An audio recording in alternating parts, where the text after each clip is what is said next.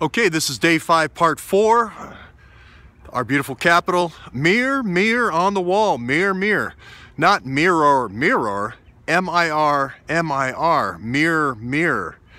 Mirror, mirror on the wall. Mirror was the guy who negotiated the port deal of Canaveral in Florida. When I went down and saw Andrea Shea King with Jason, that was the guy. The 35-year, no bid, no contract. Jack Lou's kind of like left-hand man, left-hand guy. Guess who did the Gulf Tainer deal to Jacksonville? Same guy, Mir. Guess who did Uranium One? Mir.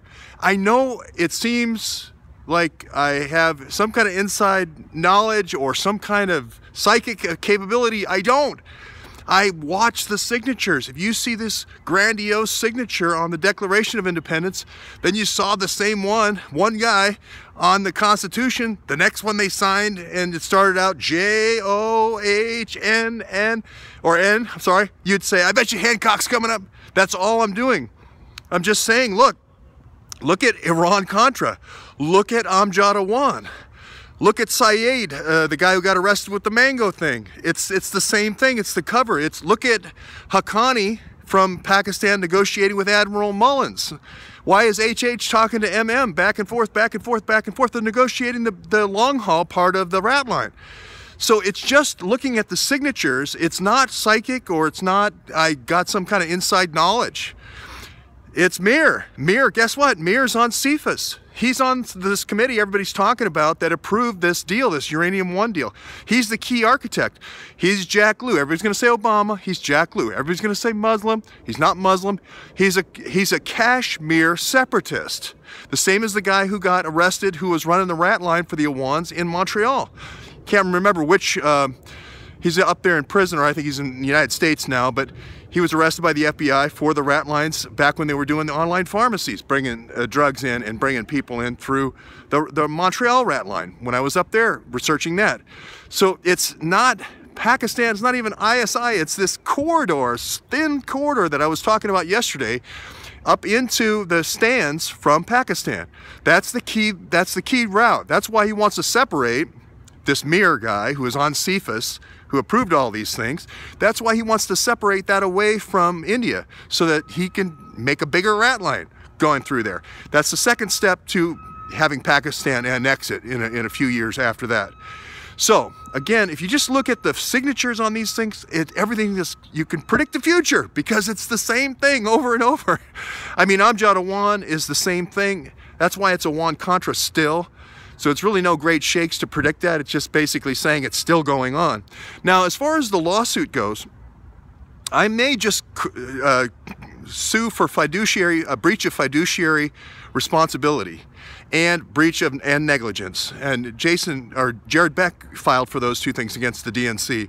Any public employee, you can hold them responsible for that. And I believe that's, now the only one who's doesn't fit that class would be Anthony Weiner. But you could argue that he was had breached it while he was a congressman, but that may be a stretch. But it would be easier to prove, the bar is lower to prove that, and then keep the damages high. The reason why I don't want low damages is they could say, oh yeah, we're guilty, and then, you know, here's the dollar, and we'll see you later. We don't have to give you any evidence.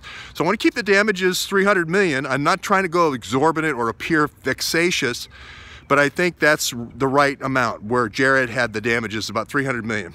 Now, it still opens the door for every citizen in the United States to enjoy the class, not just the 435 people, but the 435 plaintiffs I'm going to initially name are going to be those people who sent in and gave spoliation notices to their representatives. That's moving along well. Hopefully we'll get that ISI green out of, let's see where we got it, Iowa, South Dakota still, a couple of splotches in Colorado.